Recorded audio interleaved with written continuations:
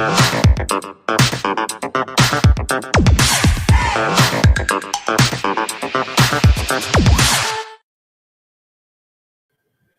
Garnet and Old Show, no inside info, no context, no problem. It's 6:30 on a Tuesday, not 7 o'clock on a Thursday. So you might be asking yourself, what are we doing?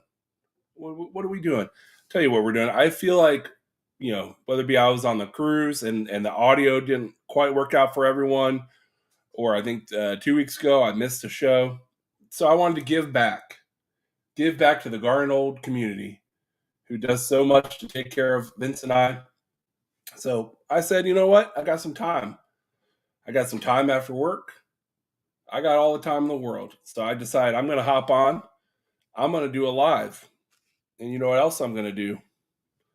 I'm going to pour a little drinky poo, right? Mm. The fun thing about just doing a random live is there is no plan. There is no anything. It's just me. Felt like logging in and hanging out with each and every one of you. So if you are watching this, man, hop in the comment section, say hello. We're just having a chat. Uh, Officially the end of football. What a crazy Super Bowl. I think it went the way most of us thought it would. I'm not sure that any of us thought the score.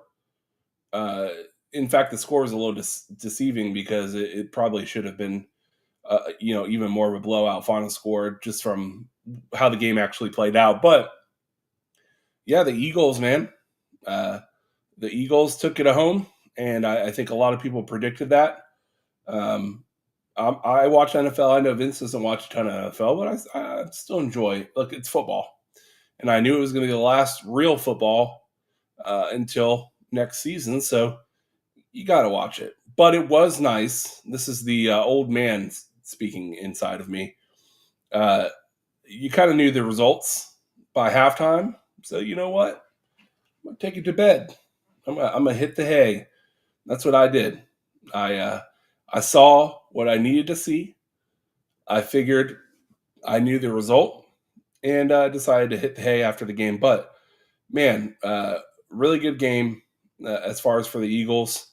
Their defense was stifling.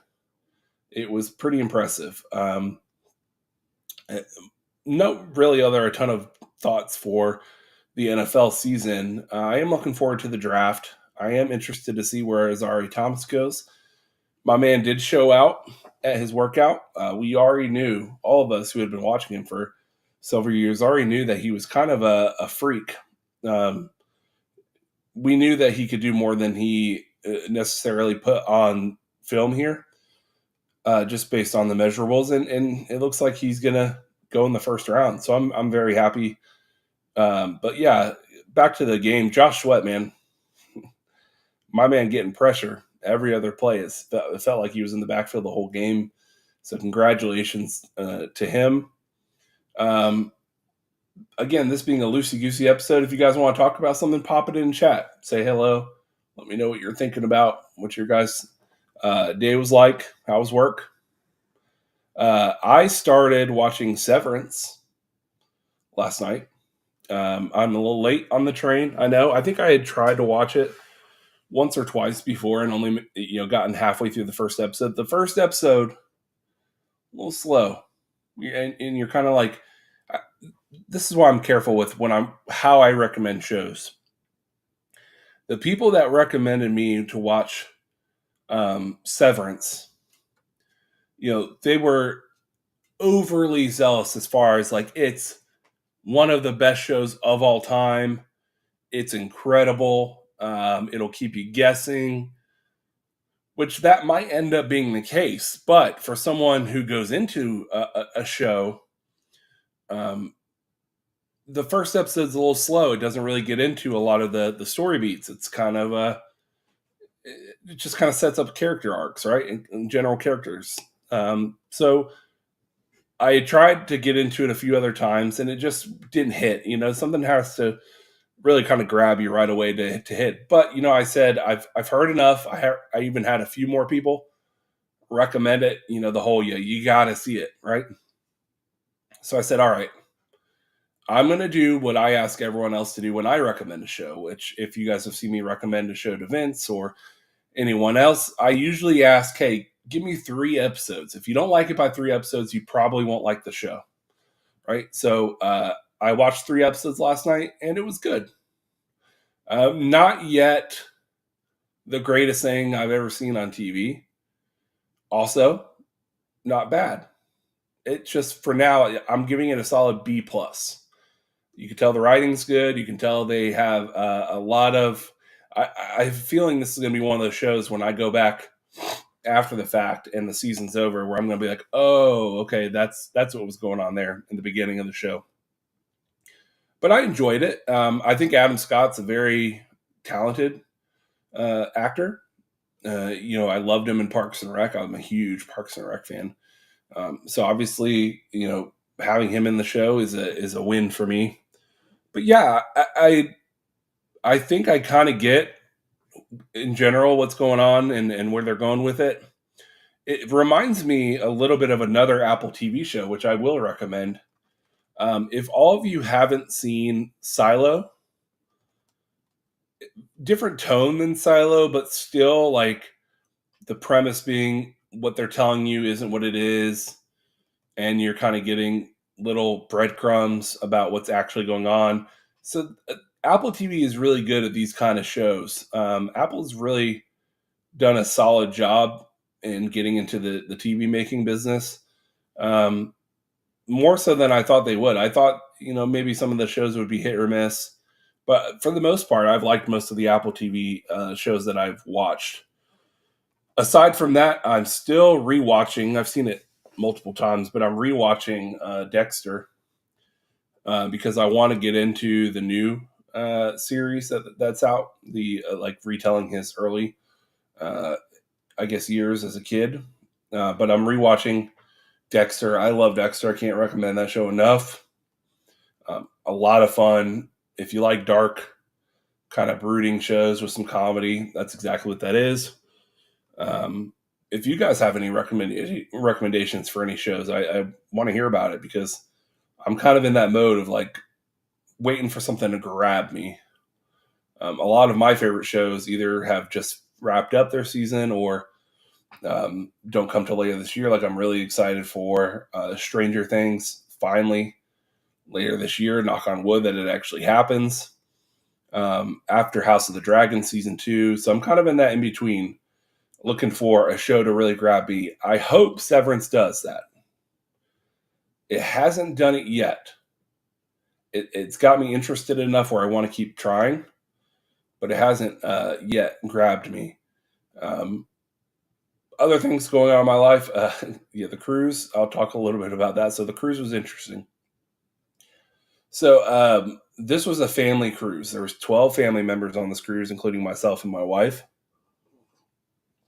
And we get on the ship, and we're super excited. Obviously, I love cruising. And we get on the top deck, and we're meeting everyone. All the family starts showing up one by one. Family member.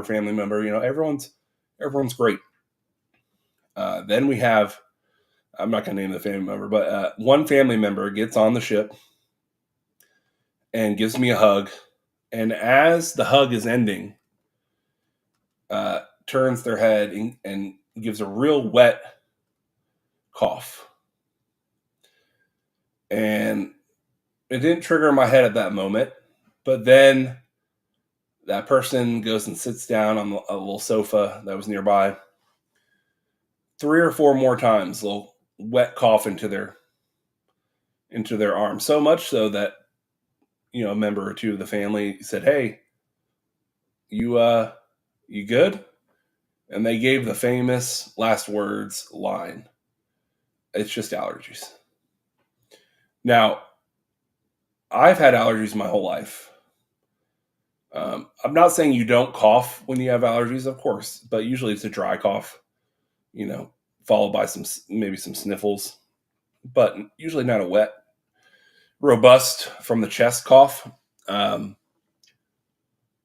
problem in my head is I wouldn't say I'm a hypochondriac.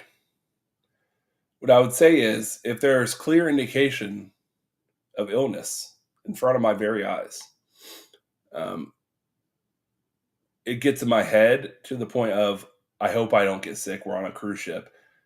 If I get sick on this and it messes up the vacation, I'm going to be really sad. So within minutes of boarding the ship, I'm like, deep breath, like, man, I hope not. But then, you start having fun, you start going to shows, you go to dinner, and you kind of start forgetting all about it. Now, the next morning, I'm still feeling great. Everyone is. Um, I don't see that family member out on the deck yet. However, in the messages app, they say, oh, they're fine. They're feeling much better. So I'm like, yeah, it could have been allergies, right? It could have been really allergies. Okay. And so it's the first full sea day. Uh, the next day is a port day, but it's not a port I or my wife plan on getting off of. So we knew we were going to stay on the ship the next day. So I said, the best thing we can do today is have today be our real heavy day. I usually pick one, maybe two, but usually only one real heavy drinking day on a cruise. I know, a lot of people out there, you have the drink package. You're like, I drink every day and I go all in. I used to be able to do that, but I can't do that anymore. I won't sleep well. I won't recover well. So, but I do like to have one, like, hey man, we're on a cruise. Let's party day.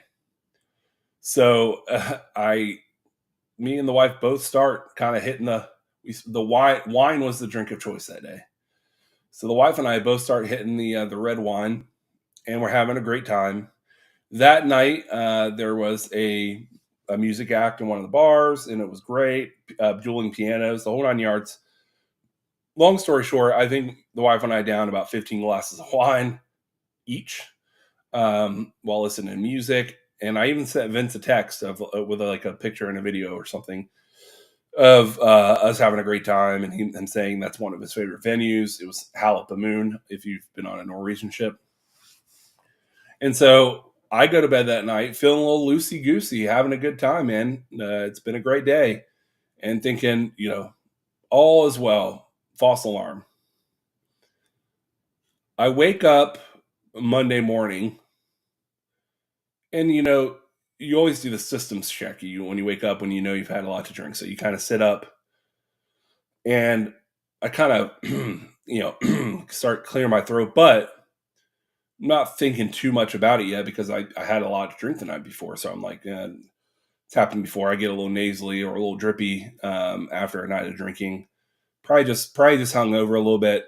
Take some ibuprofen. Let's go have breakfast. Breakfast happens, and right around like lunchtime, between lunchtime and like 3, I start having a developed cough. So not like a clear my throat, long night drinking, but like a cough coming from not the throat, but from deep within. And one other person in our travel group also starts to do that. And we see finally the family member that we hadn't seen the day before, really. And when they come out, they look and they sound awful. They're coughing profusely. And I say, okay. So I'm a user of vitamins anyways. I took plenty of vitamins, vitamin C and D and all that. I do that anyways. So I'm like, I'm just going to drink a ton of water today. Half of the way I'm feeling is probably, a hangover. But try to make the best of it. Still go to a couple shows. I'm not feeling like weak or anything like that. Had a good night. It's just, coughing. Wake up the next morning, sleep awful. Wake up the next morning on Tuesday, and headache, body aches, that general, like, I feel like I'm in the clouds, and still coughing. And then by noon, the chills start. I'm hot. I'm not drinking, and I'm hot, sweating profusely. All the thoughts start going in the head because keep in mind it's a 7-day cruise. So I'm thinking, you son of a bitch. Not necessarily towards that family member, but just of the situation. Saying, you son of a bitch. Of course. I got 4 days left of this cruise, and I'm thinking, man, I feel awful right now. And if this is the flu, it might get way worse before it gets better. So this is going to be fun. 3 more people in my group start feeling rough that day. All day long, I don't do anything. I pretty much just lay on a bed out in the deck, coughing, feeling miserable, hoping that the next day I feel better. Sweated through the bed sheets, the whole 9 yards. It was awful that night. So I wake up Wednesday, final 3 days of the cruise, right? The whole family is sick.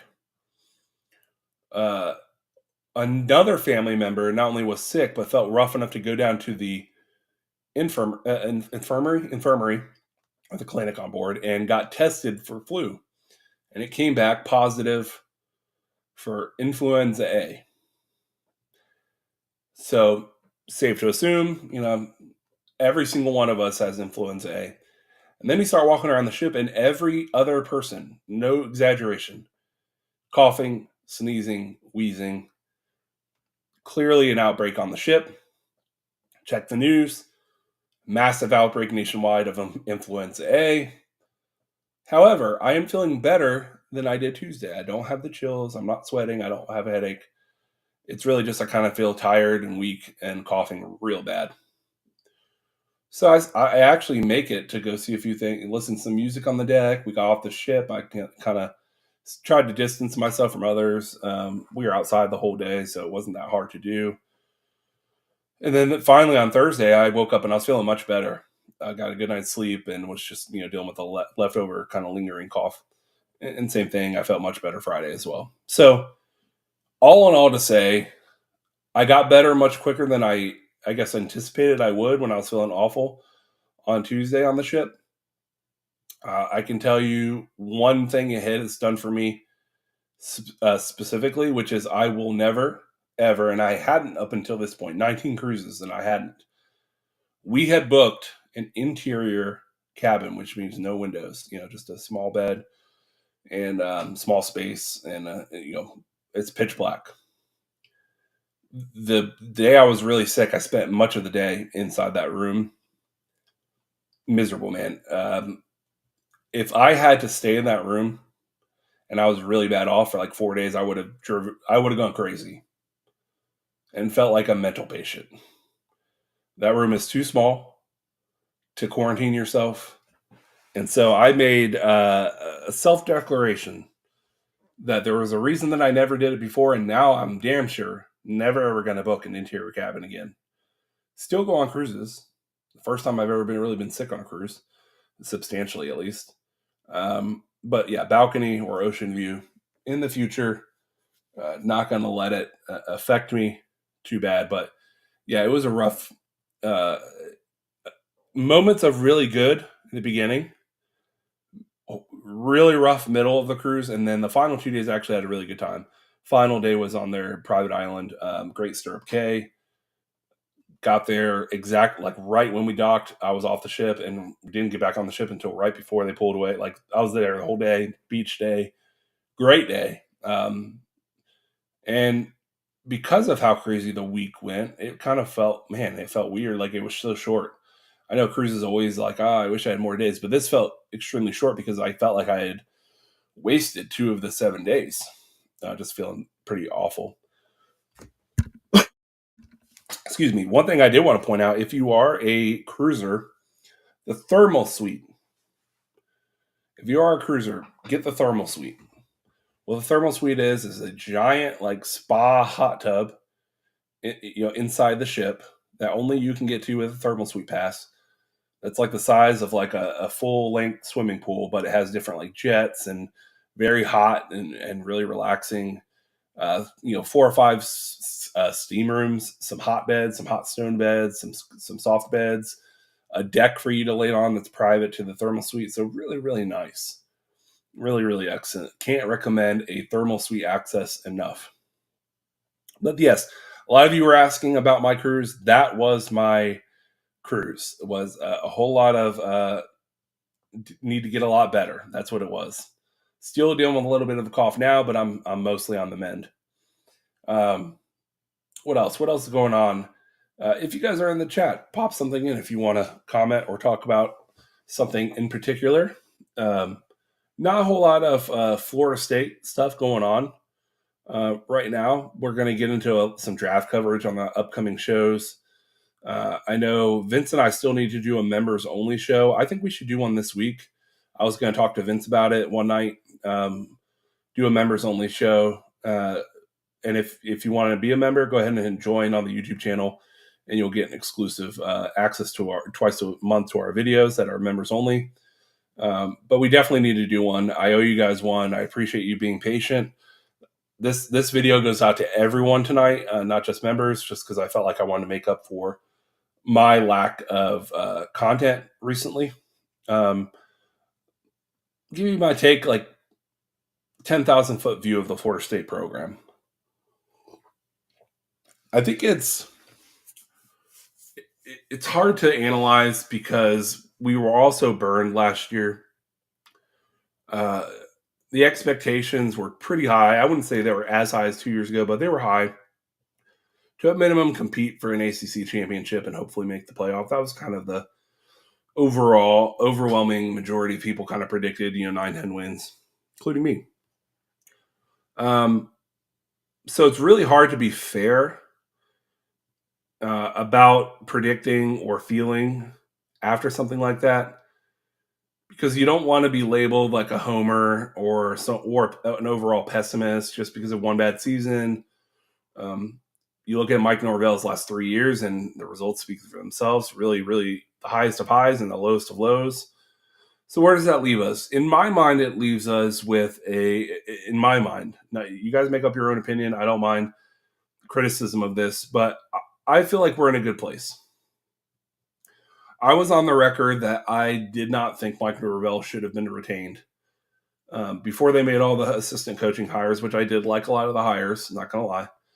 But before that, I was one of the ones who was like, you got to fire Norvell, because at a place like Florida State, you can't win 2 games. You just can't do it. I get all the reasons why they retained him. So I get the thinking behind it. So it's not one of those things like, situations that I see and I'm like, I have no idea what they were thinking. No, I know exactly what they were thinking. They're thinking they are bleeding money right now. They just signed him to an extension, and he has won in the past. So let's give him another shot. I get that. Still not the call I would have made, but maybe I'm a little bit more rash than the average person. But they did retain him, and he did make the hires that he made, and I did like a lot of the hires that he made. I think they were good, solid hires. One thing I'm interested in, I think the defense will be fine. I think the defense has pieces, and a lot of pieces from the portal, and I really like what basically the Nebraska defensive coaching staff is going to bring to Tallahassee. Like many of you, I think I'm more on the pro Malzahn side than a lot of people. When he got hired, I'm just going to be honest with you. When I saw the name announced for Gus, my reaction was like, and I hadn't talked to anyone yet or seen other people's reactions. I was like, oh, good hire. I like that. The reason I said, yeah, good hires, because say what you want about him as a head coach. He knows how to call offensive football. His offense is produced regularly, both on the highest of highs, and they don't have too many low moments. They've had moments where maybe they don't compete at the highest level in the main game of the year. But the floor is good. You kind of know what you're getting. You kind of know at a minimum, hey, we're going to be a pretty good offense. Maybe not elite, and you might miss out on like getting the 5-star quarterbacks that are going to be draft worthy. You'll get a lot of gadget quarterbacks in his offense. But if you take that into consideration, you say, okay, I'm okay with that. I thought it was a really good hire. It matches well with the personnel we still do have on the roster. I don't think going out and getting a guy who liked to toss the ball over the lot would have fit in a rebuild what we have on the roster and what was available out there. So you look at it, you're like, okay, we have some talented running backs. We couldn't block to save our lives last year, so let's bring in a whole lot of offensive linemen, check, and let's run the ball. And I think that's what we're going to do. You bring in a running quarterback, you bring in offensive line, and I think off to the races. Hey, man, at minimum, I think we're a top 50 offense. I think we'll be a top 25 defense, to be honest with you, but I think we'll be a top 50 offense. And where does that leave you? Listen, if you're a top 25 defense and a top 50 offense, I think you're somewhere in the neighborhood of 7 to 8 wins. A lot of people say not good enough, but if you compare that to 2 wins, it's a good improvement, and then you would expect an uptick in year two. I think I would be pleased with 7 or 8 wins. Now it's easy to say that, but then if you have to experience it or watch it, um, you might feel differently as you're experiencing it. We've all been there. So ask me while we're losing 5 games how I'm feeling about it, and I might have a different answer. But my taking the heart out of it, my mind says 7 or 8 wins is infinitely possible. I think 8 wins is actually the here's what's interesting. I think it's a very small floor and ceiling. I think the ceiling is 8 wins this year, and I think the floor is 6 wins. Very small window of what I think the floor and the ceiling are. So no matter what, I think you'll make a bowl game, whatever that's worth anymore. Um, and you'll at least have a respectable season and start turning the tide. Now, what would disaster look like? Anything worse than 6 wins and Mike Norvell's fired? That's my take. Anything more than 8 wins, and this turnaround has looked to be an extreme success and well done for getting it right. What 6 to 8 wins gets you is, all right, next year we expect massive improvement, but we're going to stick with you. So it's interesting. We'll see how it goes. I don't know how it's going to go. I'm not going to predict how it's going to go. Of course, we'll do wins and losses predictions, as the season approaches. But I'm relatively based on last year's performance. I'm relatively high on this team. I think 7 is most likely win total. I think that there's a couple games that if you play well, Alabama, like when Alabama comes to Tallahassee, if you catch them, you might be convincing me and nudging me towards 8 wins. Uh, I don't think you're going to convince me of 9 wins unless we're like 4 or 5-0. Still too many unknowns, but I do hope that we at least get back to respectability. Defensively, I think we'll be fine, and then we'll see what happens from there. I would not listen to a lot of people who said that there's no way this coaching staff sucks and Mike Norvell should have been. Listen, negativity is gonna be in any fan base. It's gonna happen no matter what. So you can listen to those people. You can comment to them. Will it do anything or probably change their mind? Absolutely not. I try to be a little bit more positive. I know Vince definitely tries to be more positive. So I choose it going into the offseason that I won't buy into any hype from the offseason, but I also won't ignore it. I don't want to be a guy that says, no matter what happens in the offseason, I don't care until we see. I get that mentality, but I do care what happens in the offseason. I do care what the practices look like. I won't make any wild predictions based on it if it's amazing, or I won't trash the team if it looks worrisome. But I'm going to take it, what I read and what I see in the offseason, I will take into account when I'm deciding how the team's going to be. Any outlet saying that they're not going to do that is captured in the moment of last year, and they'll be just as captured when they start watching practice as they were any other year, and you're going to have wild predictions again. I mean, that's just the media. I'm part of that media. We cover the team. We try to give you guys facts and information, but at the same time, I'm a fan, and I'm going to believe in my team, and I'm going to hope that it all goes well. So that's my overall take.